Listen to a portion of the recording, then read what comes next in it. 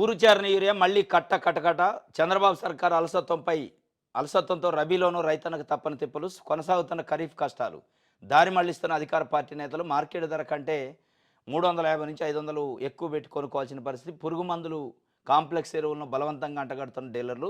ఏ పంట గిట్టుబాటు ధరలు దక్క అదనుకు యూరియా అందక అన్నదాతలకు చాట్లు. పల్నాడు జిల్లా జమ్మల మడక గ్రామంలో టీడీపీ నాయకులు సోమవారం అక్రమంగా యూరియా తరలించేందుకు ప్రయత్నిస్తుండగా అన్నదాతలు అడ్డుకొని ఆందోళనకు దిగారు. ఇది లైను. నంద్యాల జిల్లాలంట చింతలపల్లి గ్రామానికి 3 రోజుల క్రితం 240 యూరియా కట్టలు యూనిట్లు వస్తే ఒక్కొక్కరు 2 బస్తాల చొప్పున 50 మందికి ఇచ్చారట.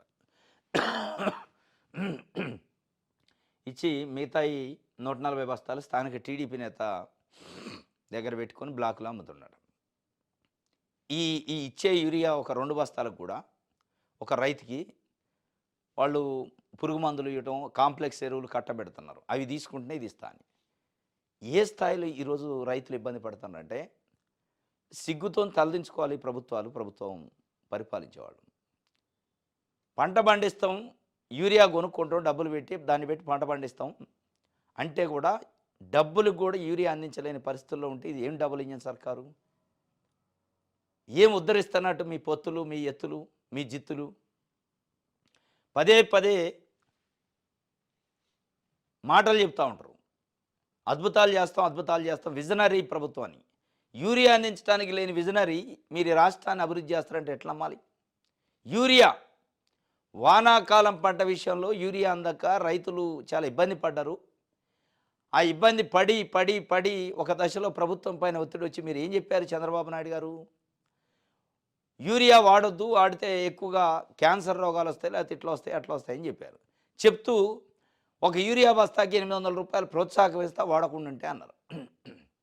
ఏది విడిపోయింది ఆ ప్రోత్సాహం?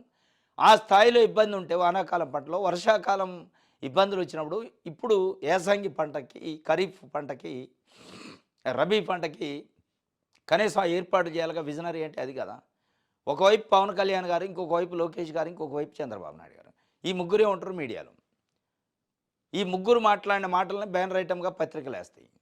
అయిపోయింది ఉద్ధరిస్తున్నాం అని ఒక ఆయన, అయిపోయింది 20 లక్షల ఉద్యోగాలు వస్తాయి, లక్షల కోట్ల పెట్టుబడులు వచ్చినాయి అని ఇంకొక ఆయన, లేదు నేను ఏదో మార్పు చూపిస్తున్నాను ఇంకొక. వీళ్ళు మాటలేం కోటలు దాటుతున్నాయి, చేతలు గడప దాటట్లే. దానికి ఉదాహరణ ఇదే. మళ్ళీ మొదటికి వచ్చింది యూరియా కష్టాలు. అన్నదాతల కష్టాలనే కనీసం పడుచుకునేవాళ్ళు. మామిడి రైతులు, తోతాపూరి మామిడి రైతులు, పొగాకు రైతులు, చెరుకు రైతులు, చీనీ రైతులు, మిర్చి, పత్తి రైతులు, వడ్ల రైతులు రోడ్ల మీదకి వచ్చి అన్నమో రామచంద్ర అంటే మమ్మల్ని పట్టించుకోండి, ఆదుకోండి అంటే పట్టించుకోలే. ఇప్పుడు మీరు చెప్పారు పొగాకు రైతుల విషయంలో ప్రోత్సాహం ఇస్తారన్నారు, మామిడి రైతులకి ఇస్తా అన్నారు, చెరుకు రైతులకి ఇస్తా అన్నారు, యూరియా రైతులకు కూడా ఇస్తా అన్నారు. యూరియా దొరకని వాళ్ళకి ఏది లేకపోగా కనీసం ఇప్పుడు యాసంగి పంట వస్తుంది, వాళ్ళకి ఎంత యూరియా కావాలని ఒక విజన్ ఉండాలి కదా, విజనరీ. ఆ వ్యవసాయ శాఖ మంత్రి ఎక్కడ ఉందో కనపడడం. ఈరోజు చాలా తీవ్రమైన ఇబ్బంది పడుతున్న రైతులు.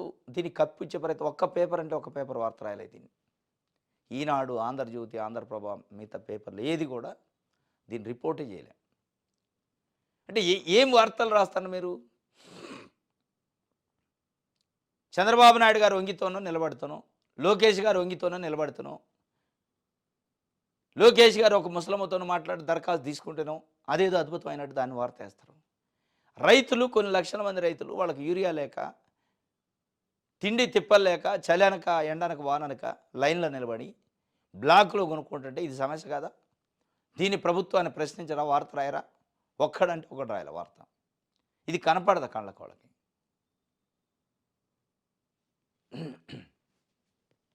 ఇప్పటికైనా ప్రభుత్వం మేలుకోవాలి. ఆ యూరియాకి సంబంధించి పాపం ఆ రైతుల్ని ఆదుకునే ప్రయత్నం చేయాలి.